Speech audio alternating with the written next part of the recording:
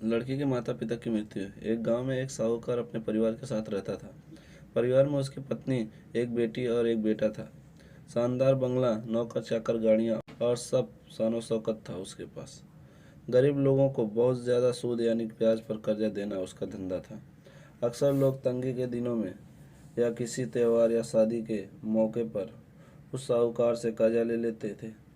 जब फसल अच्छी होती तो थोड़ा थोड़ा करके उतारने लगते, लेकिन जिस वर्ष सूखा पड़ता तो कर्ज तो छोड़ो, गांव वाले सूद तक नहीं दे पाते थे।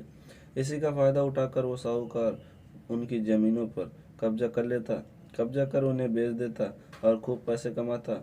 इस धंधे में उसका बेटा भी उसकी मदद करता। दोनों बाप बेटा हर समय किसी न किसी गरीब की जमीन हड़पने की योजना ही बनाते रहते। एक दिन शहर से एक व्यापारी आया और साहूकार से गांव में जमीन खरीदने की इच्छा जताई। साहूकार की खुशी का ठिकाना न रहा। घर बैठे बिठाए जमीन का ग्राहक मिल गया। साहूकार ने उस व्यापारी को बहुत सी जमीनें दिखाई जो उसने कर्जे के बदले गांव वालों से हथिया ली थी। लेकिन उस व्यापारी को कोई भी जमीन पसंद न आई। गांव में घूमते हुए व्यापारी को एक जमीन का टुकड़ा पसंद आया।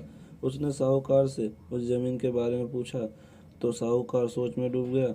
असल में वह जमीन तो एक बिन माँ बाप की लड़की की थी जो वहां पर रहती थी। उस लड़की के माँ बाप ने साहूकार से 20,000 रुपये कर्ज लिया था, मगर उसे चुकाने से पहले ही उनकी मृत्यु हो गई। बेसहारा लड़की की हालत देख गांव की पंचायत ने साहूकार से उस जमीन पर कब्जा न करने को कहा। भला पंचायत की बात कैसे टाल सकता था साहूकार, मगर दिल में हमेशा ही उस जमीन पर कब्जा करने की बात सोचता रहता था।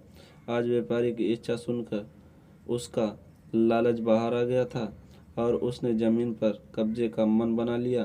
कर्जे के सारे कागज ले वह उस लड़के के घर पहुंचा और कर्जा वापस करने की बात कही।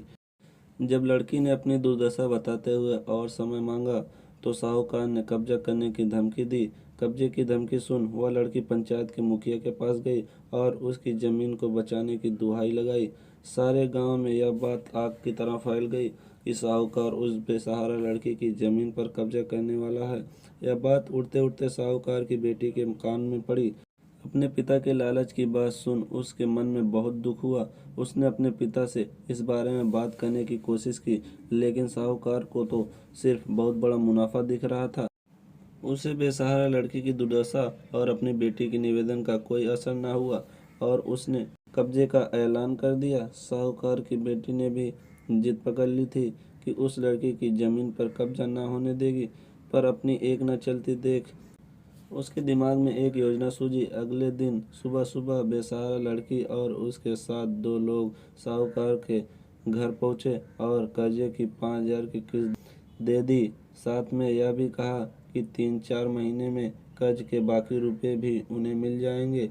रुपए देने के बाद रसीद ले सब चले गए। चूंकि अब किस्त मिल गई थी इसलिए पंचायत ने भी कब्जा नहीं करने दिया। साहूकार बहुत परेशान था कि आखिर उस लड़की के पास इतना सारा रुपया कहाँ से आया। कल तक तो वह दाने दाने को तरसती थी और आज 5,000 रुपये दे गई।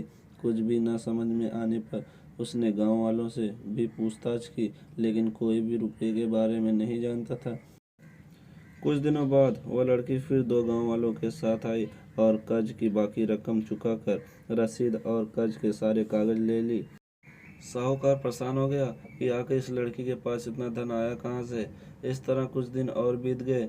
एक दिन साहूकार को खबर मिली कि उस बेसहारा लड़की ने अपनी जमीन बेच दी। साहूकार कुछ कर तो सकता नहीं था, लेकिन उस वक्त जाकर देखा तो वह चौंक गया।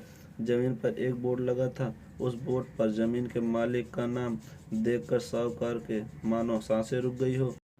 मालिक के नाम के आगे लिखा था उसकी अपनी बेटी और उस लड़की का नाम। वह दौड़ा हुआ घर गया और बेटी से पूछा कि यह क्या तमाशा है। तब उसकी बेटी ने उसे बताया कि उस गरीब लड़की की मदद के लिए उसने अपने सारे गहने बेच डाले ताकि उसकी ज़मीन आपके कब्जे से बच सके। लेकिन ज़मीन आपसे छुड़ाते ही उस बेसहारा लड़की ने उदारता दिखाते हुए आधी ज़मीन मेरे नाम कर दी। बेटी ने उसे समझाया कि आप तो उस लड़की का आखिरी सहारा भी छीन रहे थे, मगर उस लड़के का बड़प्पन तो देखो। उसने ज़मीन छुड़ाते ही मेरे गहनों के बदले अपनी आधी ज़मीन मुझे दे दी। यह सब सुन साहूकार को शर्मिंदगी महसूस हुई और उसने भविष्य में कभी किसी की जमीन न हड़पने का वचन दिया। दोस्तों, अगर यह कहानी आपको पसंद आई हो तो लाइक एंड सब्सक्राइब करें और आपकी इस कहानी पर क्या राय है हमें कमेंट करके ज़रूर बताएं।